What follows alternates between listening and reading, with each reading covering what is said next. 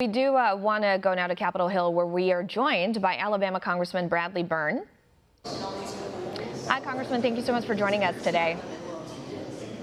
Yeah, it's great to be with you. All right, let's get right into it. We just got through the first round of questioning for Attorney General Bill Barr in the Senate. I just wanted to get your reaction to some of the testimony we've heard from him today so far.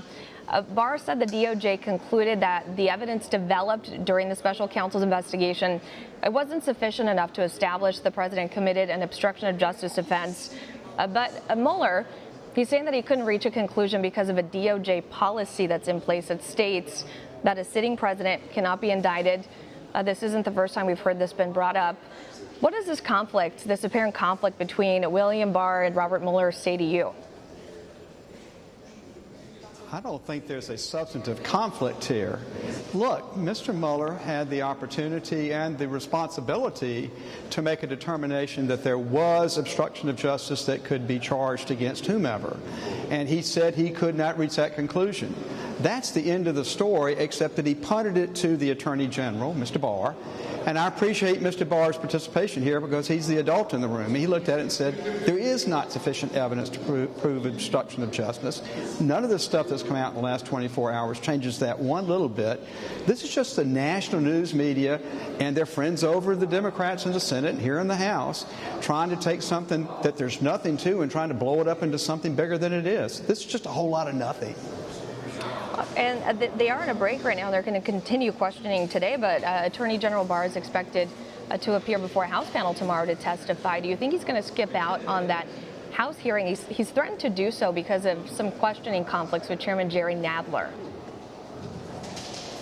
Yeah, I think the chairman of the House Judiciary Committee has gone way beyond his authority in trying to do certain things in this appearance by Mr. Barr. I think Mr. Barr is right to stand his ground. Once again, he's the adult in the room. I'm so glad to see an adult in the room, by the way. Mr. Nadler should understand that there's a limitation in what we in Congress can do, even with a department official like the Attorney General. And I think the Attorney General is doing the right thing, and I hope he's setting a precedent so we don't have people overreaching like this in the future. So do you think the Democrats' questioning measures is out of line here going into tomorrow's hearing? Oh, yeah. I think some of what they're trying to do is out of line. Look, they have an oversight responsibility. I know that. That's important. I want them to exercise that oversight responsibility. But in certain ways, they want to go beyond that. They actually would like to get into the grand jury testimony. Well, we can't do that. I mean, that's not allowed under the law. And the chairman of the Judiciary Committee, of all people, should know that.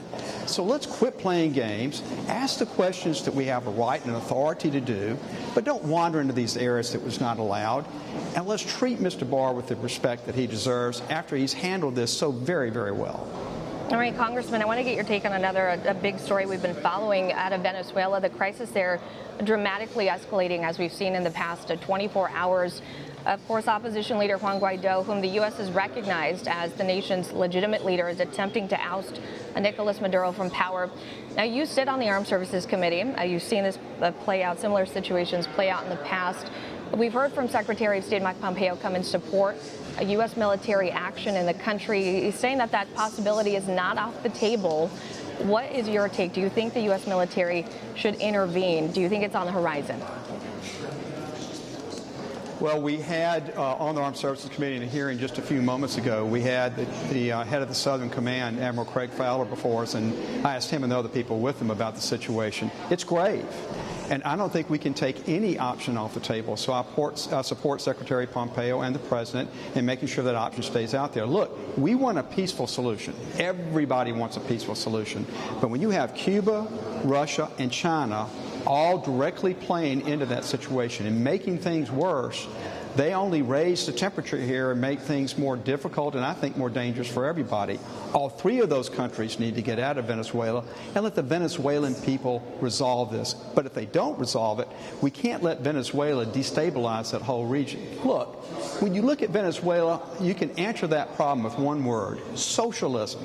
Socialism took a country that has the largest proven oil reserves in the world and drove it down to where people are getting their drinking water out of sewage ditches. And yet when the President of the United States stood up in his State of the Union address and said, America is not a socialist country, half of the Congress sat on their hands.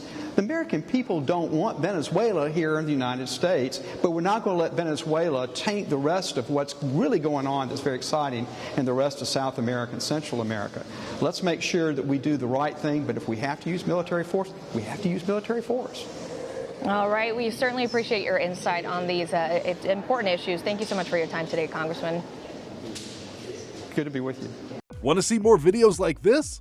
Click on the link below and subscribe to One America News on YouTube, and call your cable provider and kindly demand that One America News is added to your lineup. Call and subscribe today.